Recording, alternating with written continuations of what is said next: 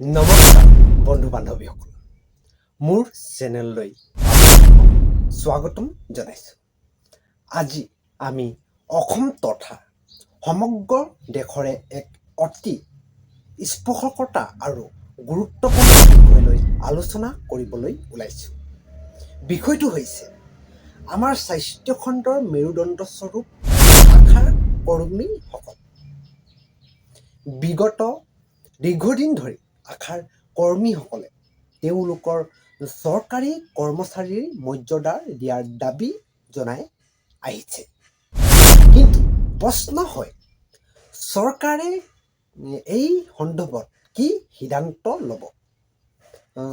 চৰকাৰে সঁচাকৈয়ে তেওঁলোকক চৰকাৰী চাকৰি দিব পাৰিবনে? নে ইয়াৰ অন্তৰালত আন কিবা ৰাজনৈতিক বা বিত্তীয় অংক আছে? আজি এই ভিডিঅ'টোত আমি এই গোটেই বিষয়টো অতি সৰলকৈ বিশ্লেষণ কৰিম।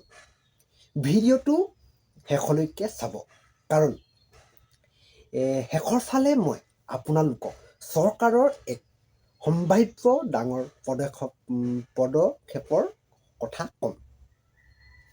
আশাৰ কৰ্মী অৱদান আৰু মূল দাবীসমূহ।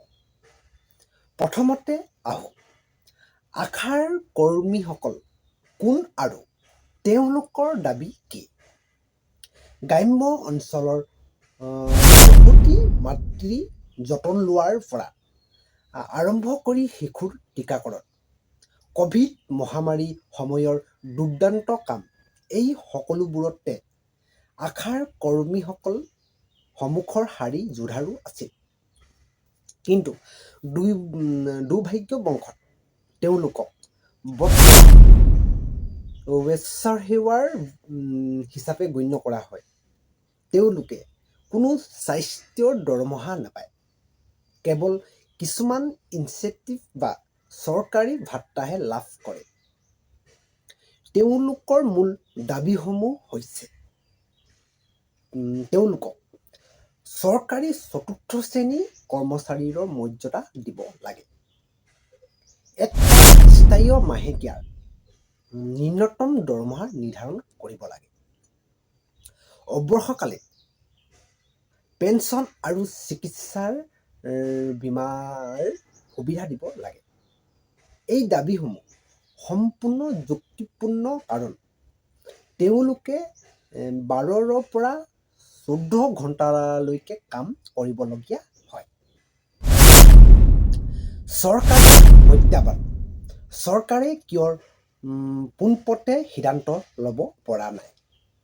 এতিয়া প্ৰশ্ন হয়, চৰকাৰে কিয় তেওঁলোকক চৰকাৰী কৰ্মচাৰী কৰিব পৰা নাই? ইয়াৰ পিছত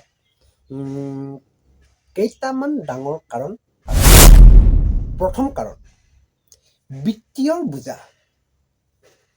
অকল অসমতে হাজাৰ হাজাৰ আশা কৰ্মী আছে। সমগ্ৰ ভাৰতত এই সংখ্যা প্ৰায় 10 লাখতকৈও অধিক। সকলোকে যদি চৰকাৰী বেতন গাঁথনিৰ পে স্কেল অধীনলৈ অনা হয়, চৰকাৰী ৰাজকোষৰ ওপৰত কোটি কোটি টকাৰ অতিৰিক্ত বোজা পৰিব। দ্বিতীয় কাৰণ, স্বেচ্ছাসেৱী আঁচনি নিয়ম। এইটো হৈছে আপোনাৰ নেশ্যনেল হেল্থ মিছনৰ অধীনত এই পদসমূহ সৃষ্টি কৰা হৈছিল। এক স্বেচ্ছামূলক সেৱা হিচাপে চৰকাৰী আইনী গাঁথনি অনুসৰি তেওঁলোকক একেবাৰতে স্থায়ী চাকৰি কৰ্মচাৰী কৰাটো আইনী দিশৰ পৰাও কিছু জটিল। চৰকাৰে সিদ্ধান্ত ল'ব পাৰে, তেন্তে চৰকাৰে কি কৰিব?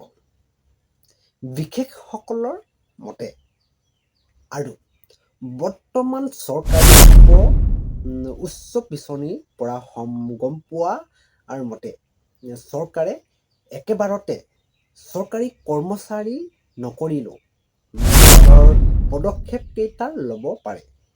স্থায়ী মাননি বৃদ্ধি। চৰকাৰে তেওঁলোকৰ বৰ্তমান বিস্কুট পেকেট মানি বা ভাত্তাৰ এক বুজন পৰিমাণলৈ বৃদ্ধি কৰিব পাৰে। সামাজিক সুৰক্ষা আঁচনি অৱসৰৰ সময়ত চৰকাৰে এককালীন সাহায্য হিচাপে আপোনালোকক 1 বা 2 লাখ টকাৰ সাহায্য আৰু আয়ুষ্মান ভাৰত বা মুখ্যমন্ত্ৰী জন আৰোগ্য যোজনাৰ অধীনত বিনামূলীয়া পাৰিবাৰিক চিকিৎসা বীমাৰ সম্পূৰ্ণ নিশ্চিত কৰিব পাৰে বা তেওঁলোকে কৰিব পাৰে, কিন্তু এইটো কোনো নিশ্চিত ঘোষণা নহয়। প্ৰমোচনৰ সুবিধা অভিজ্ঞ আশাৰ কৰ্মীসকলক অংগনবাদী বা ANM নাৰ্ছৰ পদত অগ্ৰাধিকাৰ ভিত্তিত নিযুক্তিৰ ব্যৱস্থা কৰিব পাৰে। বন্ধু বান্ধৱীসকল, মোৰ মতে আশাৰ কৰ্মীসকলক কেৱল আশ্বাস দিয়াৰ দিন এতিয়া শেষ হৈছে। চৰকাৰে তেওঁলোকৰ অৱদানক স্বীকৃতি দি এক সন্মানজনক স্বাস্থ্য দৰমহাৰ ব্যৱস্থা কৰা প্ৰয়োজনীয় বুলি মই ভাবোঁ।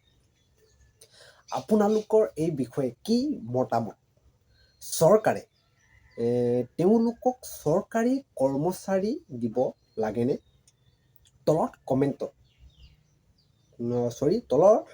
কমেণ্ট বক্সত আপোনালোকৰ নিজৰ মতামতসমূহ নিশ্চয় জনাব। আপোনালোকে ঘৰত বহিয়ে স্বাস্থ্য সজাগতাৰ বা বিভিন্ন চৰকাৰী আঁচনিৰ সঠিক আপডেট লৈ থাকিব খোজে তেন্তে আমাৰ এই চেনেলটো এতিয়া ছাবস্ক্ৰাইব কৰি থওক। আগন্তুক যদি দিনত চৰকাৰে আপোনালোকলৈ কিবা আপডেট দিয়ে তেন্তে মই আপোনালোকক মোৰ এই চেনেলৰ জৰিয়তে আপোনালোকলৈ মই আপডেটসমূহ আগুৱাই থাকিম। আজি আপোনালোকৰ পৰা বিদায় ল'লোঁ অন্য এটি ভিডিঅ'ত লগ পোৱাৰ প্ৰতিশ্ৰুতিৰে।